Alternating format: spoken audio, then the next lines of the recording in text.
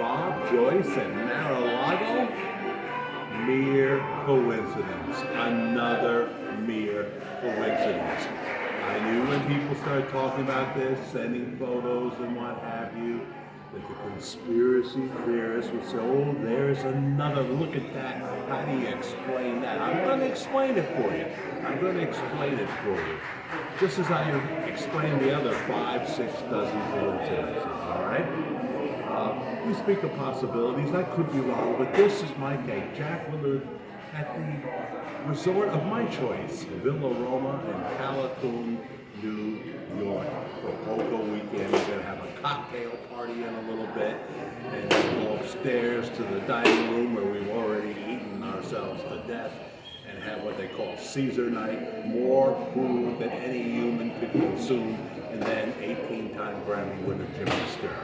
But anyway, don't read into this latest thing about Pastor Bob Joyce, okay? I knew this was going to happen. As many of the protectors have told me, they've explained it to me, Bob is a poor country preacher. He drives an 87 Camry and the frame is rotting out. Well, Lena, even older car than that, maybe a 74 Pinto, I don't know. They're very poor people. But you know, you could go to any preacher in any small town, go to Boise, Idaho, the Methodist Church, ring the pastor up, say, have you been to Mar-a-Lago, pastor? And he would most likely say, oh yeah, I'm a President Trump supporter.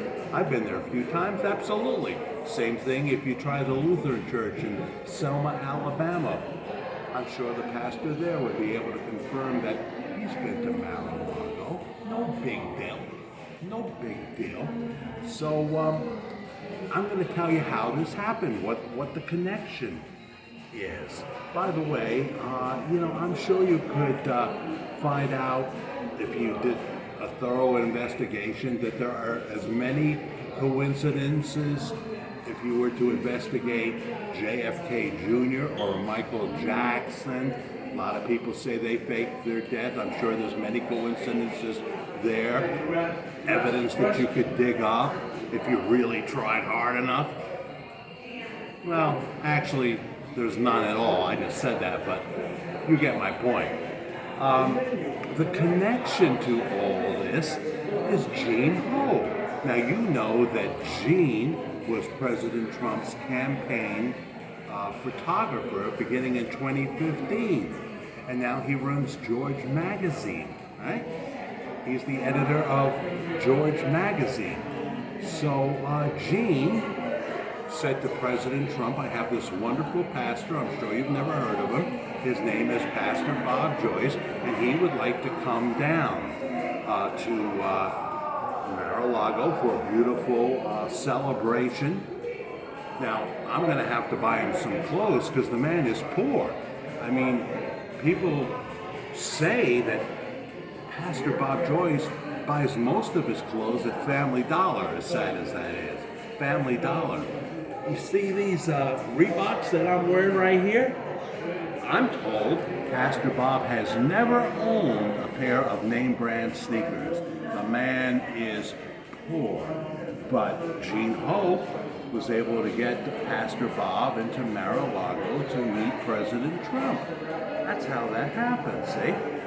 And so there he is. Now, we've been kind of indicating lately that he may be wearing a piece or what have you. Pastor Bob said, I'm going to show him I'm not. I'm going to grow my hair out like an 80s rock star. The guy has the most beautiful hair in the world, so no. Now, Robert Wayne Joyce, he may be wearing some sort of piece. But no, Pastor Bob, that's his real beautiful hair. Any man would like to have that hair, right? So they're down there and they're having a good party in time at Mar-a-Lago, and you shouldn't read a thing into it. You shouldn't read a thing into it. In fact, I'm going to tell you from what we've learned recently, I think Gene Ho, he is a wonderful man, and you should go to his big event in Hot Springs, Arkansas. We tell you about it on the channel all the time. August 10th and 11th, Pastor Bob will be at the Hot Springs Convention Center doing the Sunday service on August 11th, I think Gene might have felt that he kind of owed Pastor Bob, because see, Gene shows us in his magazine, he has a live feed. I think you have to pay a little something, and then you can see his videos. And he takes us on a tour of his chicken farm in Hot Springs, Arkansas. But it's not just chickens there at the farm, no. He's got this really cool donkey. Now, the donkey seems like a fine chap. He seems like a fine, gentle chap, the donkey.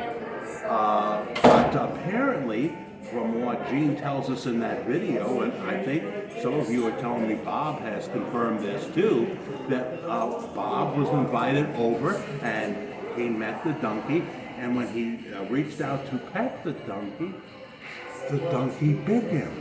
So as Gene was taking us on this tour, when he came across this nice donkey, he said, "Now don't bite Elvis. It's just a joke though. Don't read anything into this. It's a joke." That's why Gene wears the blue suede shoes sometimes. They're just having fun with it, okay? So I'm going to give you the possible real age of Pastor Bob Joyce for the first time. I don't know if any creator has ever done this, but we do have a feeling if you calculate his age, Bob Joyce I'm talking about, he's probably about 13 years old.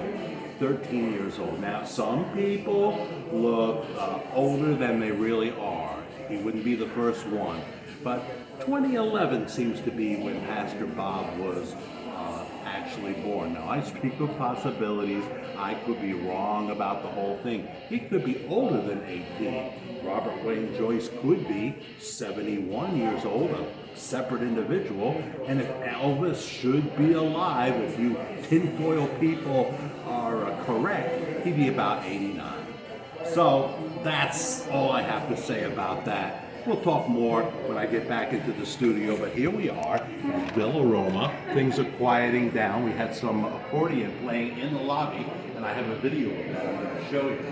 But this is the beautiful Villa Roma lobby. And you can see the chandeliers. Get a nice shot of that. It's a pretty cool place. Come to Villa Roma in Callicoon, New York, here for Poker Weekend. You'll see the Jimmy Sturr video tonight. I'm Jack Willard. Thanks for watching, everybody.